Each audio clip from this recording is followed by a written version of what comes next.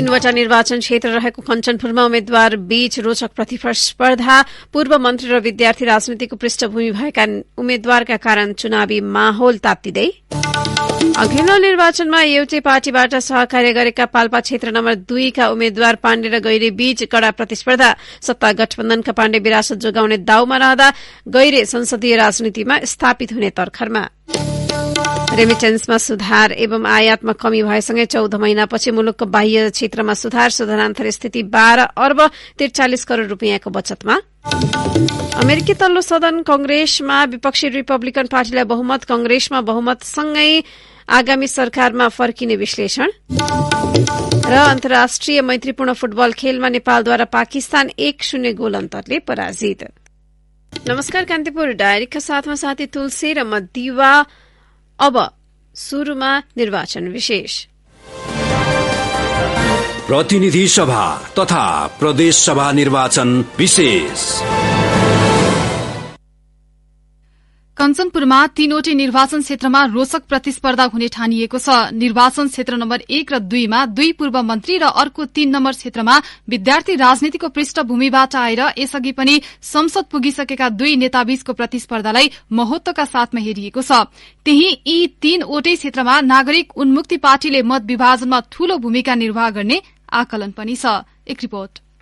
2074 मा वाम गठबन्धनबाट चुनाव जितेर मन्त्री समेत भएकी बीना मगर कञ्चनपुर 1 बाट तेस्रो पटक चुनावी मैदानमा उत्रिएकी छिन्। 2070 सालको संविधान सभामा कंग्रेसका दिवान सिंह विष्टसँग पराजित मगर यसपटक भने कंग्रेस सहितको गठबन्धनको साथले उत्साहित छिन्। हामी 40-45 हजार क्रस मत 2वटा पार्टीको छ र थप 3वटा पार्टीको गर्दाखेरि हामी धेरै नै अगाडि छौं। एमालेका तारा लामा तामाङ यसपटक बीनाकै मुख्य प्रतिस्पर्धी बनेका छन्। यसअघि मगर प्रतिनिधि सभामा चुनाव लड्दा तामाङ क्षेत्र नम्बर 1 को 1 बाट प्रदेशसभा सदस्यका लागि मैदानमा थिए। तामाङ भन्छन्, प्रतिनिधि हुँदा गरेको कामको जनताले मूल्याङ्कन गर्नेछन्। जनताको म प्रतिको विश्वास सबैभन्दा ठूलो आधार हो। एमालेकै खेम सुवेदीको बागी उम्मेदवारीले कञ्चनपुर 1 को माहौल तताएको छ। राणा र थारू समुदायको बाहुल्य रहेको सो क्षेत्रमा नागरिक उन्मुक्ति पार्टीबाट नन्दकुमार राणाले पनि उम्मेदवारी दिएका छन्। सुशासन कायम गर्नको लागि, समृद्धिको लागि र पहिचानको लागि जनताले मलाई जिताउनु हुनेछ।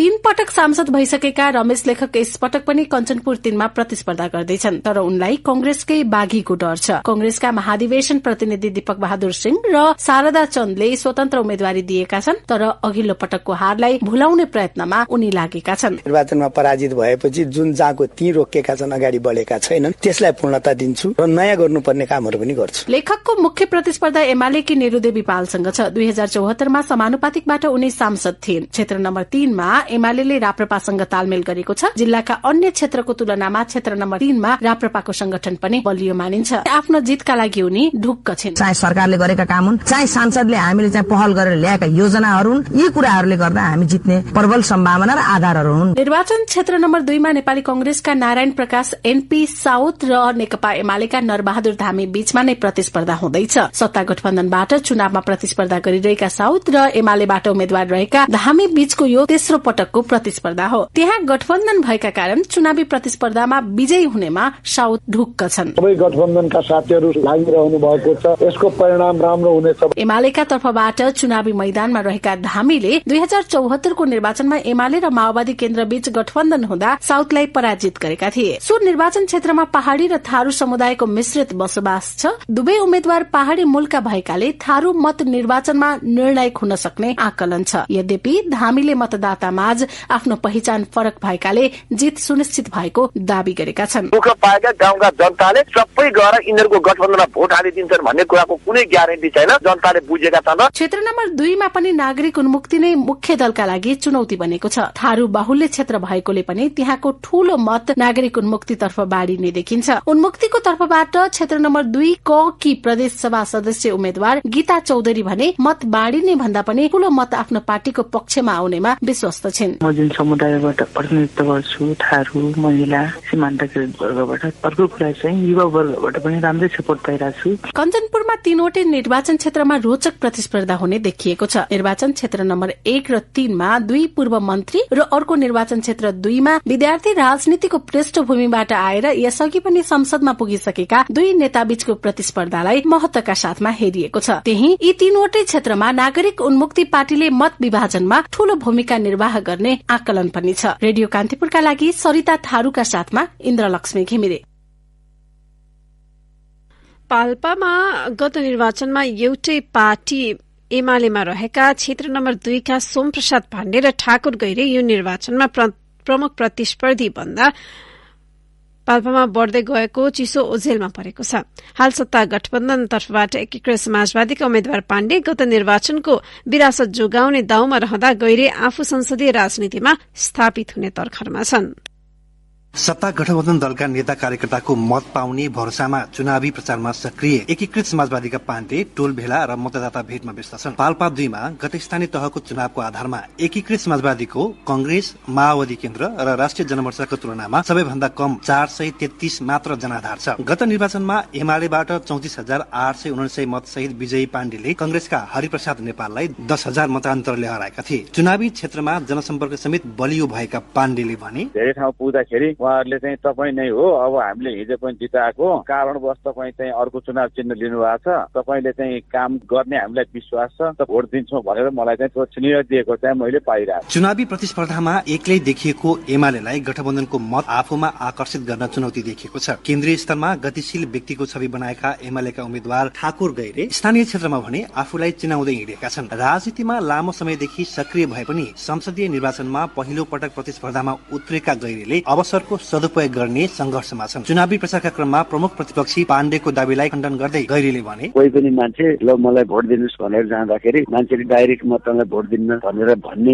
हाम्रो संस्कृति होइन। मत भनेको चाहिँ यो केवल उम्मेद्वारलाई चाहिँ मात्रै भोट हाल्ने होइन, पार्टी भित्रका योग्य मान्छेको छनौट मान्छेको रोजाइको विषय बन्न सक्छ। पाल्पा 2 मा दल र स्वतन्त्र गरी प्रतिनिधि सभामा 13 उम्मेद्वार छन्। स्थानीय निर्वाचनमा वडाध्यक्षले प्राप्त गरेको मतका आधारमा भने एमाले अगाडि छ। स्थानीय तह निर्वाचनमा एमालेले 30,536 मत पाएको छ। कंग्रेसले 29,039, माओवादीले 4,313 र राष्ट्रिय जनमोर्चाले 884 मत पाएको छ। एमालेले स्थानीय तहको निर्वाचनको आधारमा संसदीय निर्वाचन जित्ने दावी गरिरहँदा एकीकृत समाजवादी भने स्थानीय तह निर्वाचनको मत मूल्याङ्कनको आधार नहुने बताउँछन्। दुई पक्षको आफ्नो दावीबीच मतदाता भने उम्मेद्वार प्रति सकारात्मक छैनन्। स्थानीय एकजना मतदाता 80 वर्षीय केशवमान वज्राचार्य भन्छन् अहिले यहाँ भयंकर छ, हरेक गेममा फल खेल्नै पर्छ, कुटनीति नगरिकन राजनीति सफल हुन्न नि। आफ्नै मान्छे पहिला लड्छ, कसै एउटा पैसाको खेल बगाएछ, एउटा पैसा छैन, अब के गर्छ। पाल्पा 2 अन्तर्गत तानसेन नगरपालिका, बगनासकाली, रिब्दीकोट, तिनाउ, रैनादेवी छहरा गाउँपालिका पर्छन्। तिनाउको 5 नम्बर र माथागढीको 1 नम्बर ओडा क्षेत्र 2 मा छ। गठबन्धनका उम्मेद्वार पाण्डे जनताका लागि विगतमा काम गरेकाले जितको आधार बनेको बताउँछन्। राप्रपाले प्रतिनिधि सभातर्फका उम्मेद्वार फिर्ता लिएसँगै एमालेका गैरीलाई साथ दिएको छ। गत निर्वाचनमा सहयात्री उम्मेद्वारहरूबीचको लडाईँको परिणामलाई यहाँ चासो दिएको पाइएको छ। रेडियो कान्तिपुरका लागि पाल्पाबाट सहकर्मी माधव अर्यालको साथमा रमेश दुलाल, पाल्पा। राष्ट्रिय राजनीतिमै प्रभाव पार्न सक्ने नेताहरूले लमजुङको प्रतिनिधित्व गरे पनि जिल्लामा विकासको लहर आउन पनि नसकेको सो क्षेत्रका मतदाताले गुनासो गरेका छन्। चुनावमा महत्वाकांक्षी भाषण र आश्वासन दिने तर व्यवहारमा कार्यान्वयन नहुँदा जिल्लाको आर्थिक अवस्था दयनीय भएको उनीहरूको भनाइ छ। पर्यटकीय पदमार्गको हब, जलविद्युतबाट आर्थिक उन्नति एवं स्थानीय कृषिको प्रचुर सम्भावना भएर पनि विकासले गति लिन नसकेको मतदाताको गुनासो छ। एक रिपोर्ट। अघिल्लो निर्वाचनमा सुनिएका विकासै नाराकै निरन्तरताले जिल्लाका अधिकांश मतदातालाई उत्साही कम र निराशा ज्यादा गराएको छ। अहिले गरेका प्रतिबद्धता चुनावपछि नेताहरूले भुल्ने कोब्ला सोथार गाउँपालिकाका स्थानीय लोकमाया घलेको गुनासो छ। वर्षै पछि ट्याबल गर्यो अनि त्यसमा पिच हुन सके छैन, बिस्तारै बिस्तारै छोटो छोटो तरिकाले पिच हुँदै गएको भए हालसम्म अहिले भुजुङ पनि पुगिसक्थ्यो होला। नाली बनाउँछ, भत्काएर जान्छ, त्यो व्यवस्थित हुन सकेको छैन। नेताहरूले भन्ने बेलामा त हामी अहिले भर्खरै गरिहाल्छौँ, अब यो सबै सम्पन्न हुन्छ भन्नुहुन्छ, तर त्यो चाहिँ एकदम ढिलो रूपमा भइराखेको छ।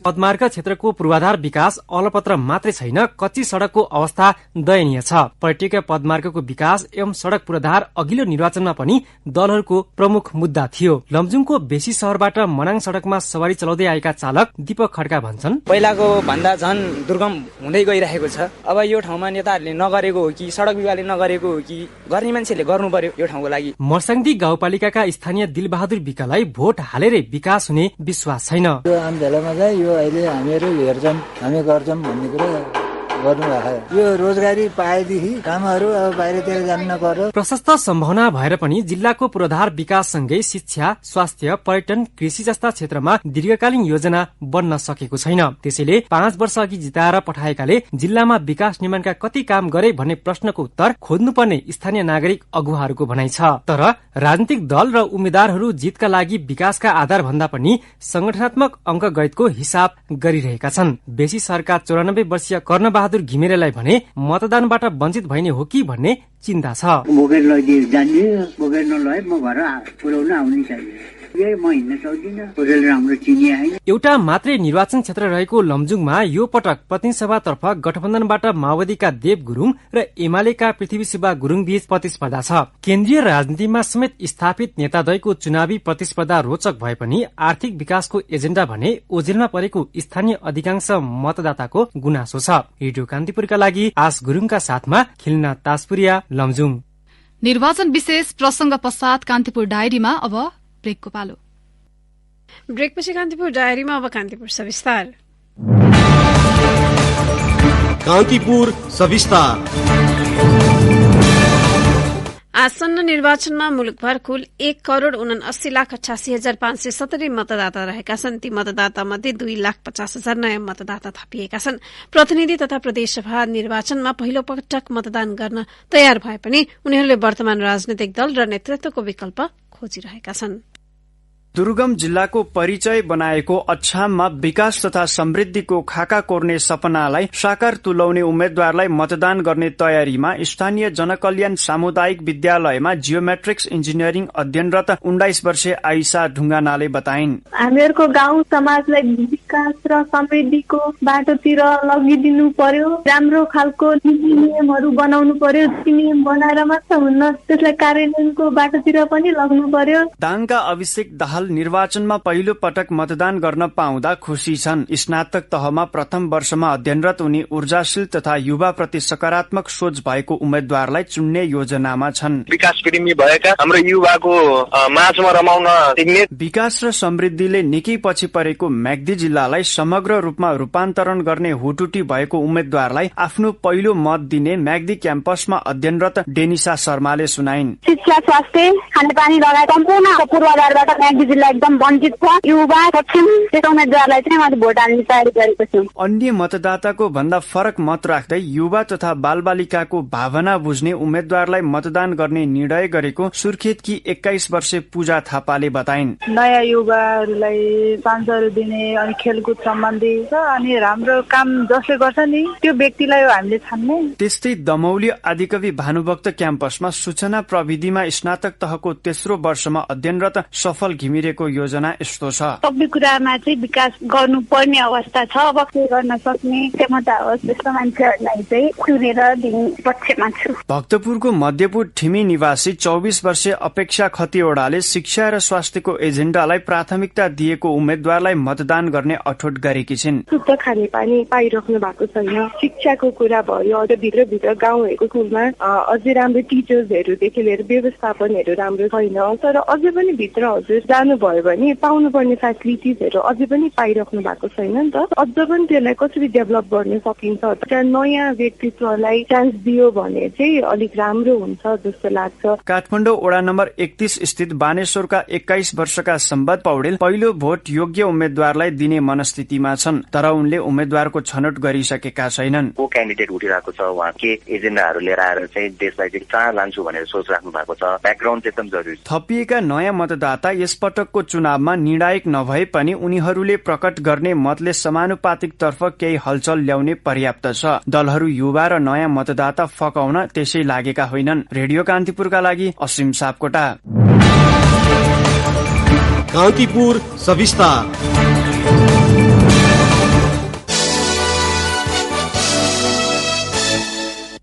मीडिया हब प्रालीले विश्वकप हेर्नका लागि दर्शकसँग अतिरिक्त शुल्क लिन पाउने भएको छ। बुधबार सर्वोच्च अदालतका न्यायाधीश द्वय प्रकाश कुमार ढुङ्गाना र मनोज कुमार शर्माको संयुक्त इजलासले यसअघि कार्तिक 22 गते जारी अल्पकालीन अन्तरिम आदेशलाई निरन्तरता नदिन आदेश गरेको हो। सर्वोच्च अदालतले विश्वकप हेर्नका लागि दर्शकसँग अतिरिक्त शुल्क नलिन अल्पकालीन अन्तरिम आदेश जारी गरेको थियो। न्यायाधीश प्रकाश मान सिंह राउतको एकल इजलासले मंगलबार सो सम्बन्धी रिटको सुनवाई गर्दै थप 500 रुपैयाँ शुल्क उठाउने निर्णय कार्यान्वयन नगराउन अल्पकालीन अन्तरिम आदेश दिएको थियो। मक्सिर 4 गतेबाट शुरू हुने विश्वकप फुटबल प्रतियोगिता नेपालबाट प्रसारण गर्ने अधिकार पाएको मीडिया हब प्रालीले दर्शकसँग थप 500 उठाउने निर्णय गरेपछि अधिवक्ताहरू किशोर पौडेल, अनुपम भट्टराईले सो निर्णयमा रोक लगाउन माग गर्दै सर्वोच्चमा रिट दायर गरेका थिए।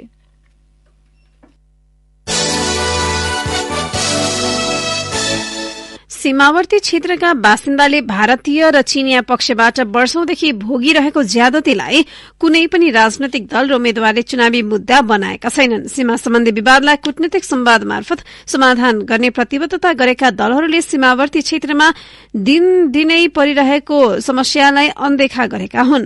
विगतमा पनि दलहरूले आफ्नो समस्यालाई नसुनेको त्यस क्षेत्रका बासिन्दाले गुनासो गरेका छन्। भारतसँग करिब 1880 किलोमिटर र चीनसँग 1414 किलोमिटर लम्बाइमा नेपालको सीमा जोडिएको छ। 27 जिल्लाका 60 संघीय निर्वाचन क्षेत्र भारततर्फ र 15 जिल्लाका 15वटै संघीय निर्वाचन क्षेत्र चीनतर्फ छन्। भारतसँग जोडिएका क्षेत्रमा एसएसपी र सशस्त्र वन रक्षकबाट लुटपाटका घटना दोहोरिने गरेका छन्। एसएसपी र सशस्त्र वन रक्षकबाट नेपाली मारिएका घटना पनि पटक पटक भएका छन्। भारतीय वन रक्षकले 2069 फागुन 13 मा गोली हानेर घाइते बनाएपछि बेपत्ता बन्नेका गुलरियाका राममिलन लोधीकी श्रीमती पार्वती भन्छन्, श्रीमान 10 वर्षदेखि बेपत्ता हुनुहुन्छ। न नेताले कुरा उठाउँछ न सरकार बोल्छ। नेताहरू चुनावमा आएर यसो गर्छौं उसो गर्छौं भन्छन् तर चुनाव सकिएपछि हराउँछन्। बर्दियाको बढैया तालका फकिरे थारूले सीमा क्षेत्रमा भारतीय हात्ती पसेर खेती नष्ट गर्ने र घर भत्काउने समस्या रहेको बताए। उनले आफ्नो जिल्लाबाट जितेर गएकाहरू प्रभावशाली मन्त्री बन्दा पनि यस्ता समस्यालाई दिगो समाधान गर्न पहल नगरेको गुनासो गरे। भारतसँग 82 किलोमिटर लम्बाइमा सीमा जोडिएको बर्दियाबाट चुनाव जितेर तत्कालीन एमालेका नेता वामदेव गौतम गृहमन्त्री र उपप्रधानमन्त्री सम्मत भएका थिए। कंग्रेसका संजय गौतम पनि मन्त्री भए। माओवादीका मानबहादुर चौधरी पनि सांसद बनेका थिए।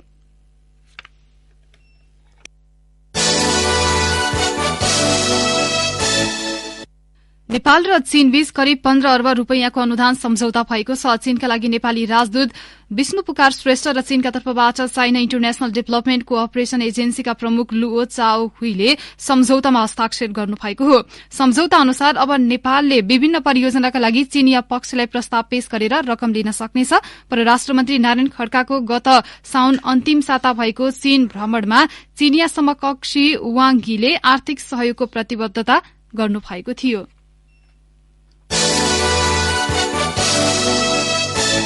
मंगिर 4 गते हुने निर्वाचनको सुरक्षाका लागि सरकारले विशेष सुरक्षा योजना तयार पारेको जनाएको छ। नेपाल प्रहरी, सशस्त्र प्रहरी र सेना सहितको सहायतामा गृह मन्त्रालयले विशेष सुरक्षा योजना तयार पारेको हो, जस अन्तर्गत विभिन्न 20 सुरक्षा रणनीति कार्ययोजना बनाइएको निर्वाचन आयोगका आयुक्त ईश्वरी प्रसाद पौडेलले जानकारी दिनुभयो। मतदानभन्दा अघिल्लो दिन मंगिर 3 गते र मतदानको दिन मंगिर 4 गते आवश्यक परेका स्थानमा हवाई गस्ती गरिने पनि बताइएको छ। पौडेलका अनुसार सुरक्षा रणनीति अन्तर्गत मतदान स्थललाई सामान्य संवेदनशील र अति संवेदनशील स्थानको रूपमा वर्गीकरण गरी सोही अनुरूप आपतकालीन सुरक्षा टोली 30 मिनटमा मतदान स्थलमा पुग्ने गरी तयार पारिएको छ। यस्तै महत्वपूर्ण राजमार्गमा पेट्रोलिङ गरिएको पनि बताइएको छ। निर्वाचन भाड्ने समूहलाई निगरानी गरिने पनि आयुक्त पौडेलले जानकारी दिनुभयो। निर्वाचन आयोगले यही मंगिर 4 गते प्रतिनिधि सभा र प्रदेशसभा सदस्यको निर्वाचन गराउँदैछ। कान्तिपुर डायरीमा पुनः ब्रेकको पालो। ब्रेकपछि अब आर्थिक प्रसंग। रेमिट्यान्समा सुधार, आयातमा कमी र विदेशी सहायतामा वृद्धि भएपछि 14 महिनापछि मुलुकको बाह्य क्षेत्र सुधार उन्मुख अवस्थामा पुगेको राष्ट्र बैंकको मासिक प्रतिवेदनले औल्याएको छ। राष्ट्र बैंकले हिजो सार्वजनिक गरेको गत असोज महिनाको आर्थिक तथा वित्तीय प्रतिवेदनले शोधानन्तर स्थिति बचतमा रेमिट्यान्स आप्रवाहमा दोहोरो अंकको वृद्धि र कुल विदेशी मुद्रा संचित घट्ने दरमा कमी आएको देखाएको हो। उल्लेखित तथ्याङ्कलाई विश्लेषण गर्दा विगतमा संकोच उन्मुख अवस्थामा पुगेको मुलुकको बाह्य क्षेत्र नियन्त्रणमा आएको अर्थविदहरूले बताएका छन्।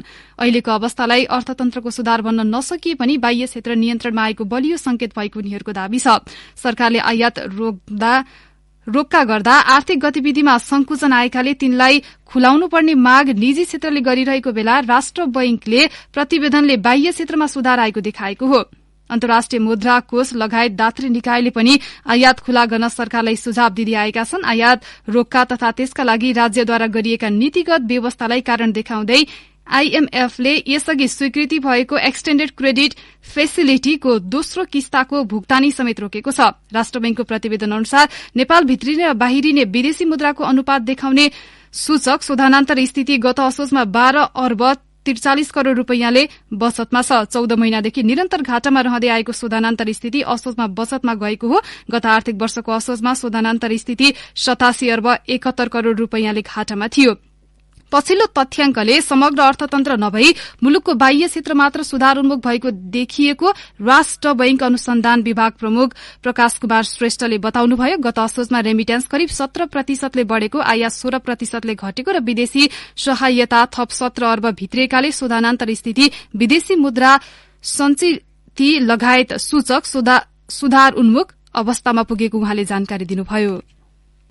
मुख्य कृषि उपजको आयात 32% घटेको छ। भारतले निर्यात नीतिमा कडाई गरेसँगै केही वस्तुको उत्पादन समेत बढ़ेकाले आयात घटेको हो। कृषि मन्त्रालयका अनुसार चालू आर्थिक वर्षको पहिलो 3 महिनामा 69 अर्ब 16 करोड़ रूपियाँ बराबरको मात्रै कृषि उपज आयात भएको छ। गत आर्थिक वर्षको यही अवधिमा 1 खर्ब 16 करोड़ रूपियाँ बराबरको आयात भएको थियो। मन्त्रालयका प्रवक्ता प्रकाश कुमार सञ्जेलका अनुसार भारतले चामल, धान, गहुँको निर्यातमा कडाई गरेपछि यी वस्तुको आयात स्वतः घटेको देखिन्छ। यस वर्ष धान, तरकारी, फलफूलको उत्पादन पनि बढ़ेको छ। 3 महिनाको विवरण विश्लेषणको विषय बनेको छ। स्वदेशी उत्पादन बढ़े पनि त्यसैको प्रभावले मात्रै आयात घटेको भन्न नमिल्ने, किनभने भान्साको मूल्य बढ़िरहेकै छ।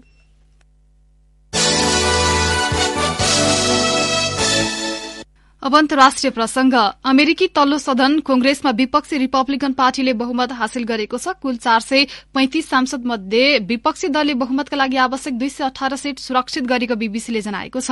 माथिल्लो सदन सिनेटमा भने डेमोक्रेटिक पार्टीकै बहुमत छ। यद्यपि तल्लो सदन कांग्रेसमा विपक्षीको बहुमतले सरकारमा फर्किने संकेत गरेको अन्तर्राष्ट्रिय संचार माध्यमले जनाएका छन्। कांग्रेसमा विपक्षीको बहुमत आगामी 2 वर्षमा हुने चुनावमा अमेरिकी राष्ट्रपति जो बाइडेनको एजेण्डालाई रोक्न पर्याप्त हुने बताइएको छ। यसअघि पूर्व राष्ट्रपति डोनाल्ड ट्रम्पले पनि राष्ट्रपतीय चुनावका लागि आफ्नो उम्मेद्वारी घोषणा गरिसक्नु भएको छ।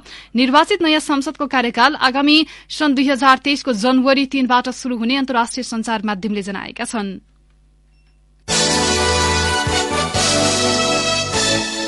अब खेल प्रसंग। काठमाडौँको त्रिपुरेश्वर स्थित दशरथ रंगशालामा भएको अन्तर्राष्ट्रिय मैत्रीपूर्ण फुटबल खेलमा नेपालले पाकिस्तानलाई 1-0 गोल अन्तरले हराएको छ। खेलको 82 मिनटमा अन्जन विष्टको गोलले नेपाललाई जित दिलाएको हो। यो अन्जनको 11औं अन्तर्राष्ट्रिय गोल हो। नियमित कप्तान किरण चेम्जुङको अनुपस्थितिमा नेपाल रोहित चन्दको कप्तानीमा मैदान उत्रिएको थियो। पाकिस्तानको नेतृत्व हसन बशीरले सम्हालेका थिए। विश्व फुटबलको सर्वोच्च निकाय फिफाको निलम्बन फुकुवापछि पाकिस्तानले 3 वर्षपछि पहिलो अन्तर्राष्ट्रिय खेल नेपालसँग खेलेको हो। खेलको म्यान अफ द म्याच अन्जन विष्ट नै भए।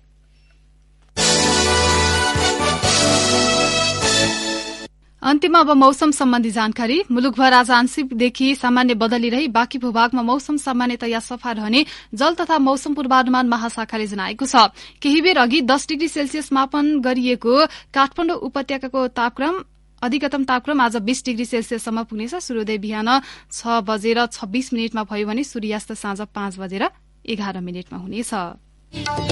अवस्थ यसका साथै कान्तिपुर डायरीको बुलेटिन यही सकिन्छ। साथी तुलसी र म दिवा बिदा माग्छौं। नमस्कार।